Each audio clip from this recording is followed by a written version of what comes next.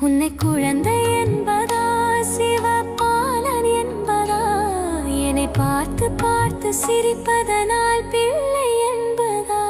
உன்னை அழகன் என்பதா அருள் வடிவம் என்பதா உன்னை அழகன் என்பதா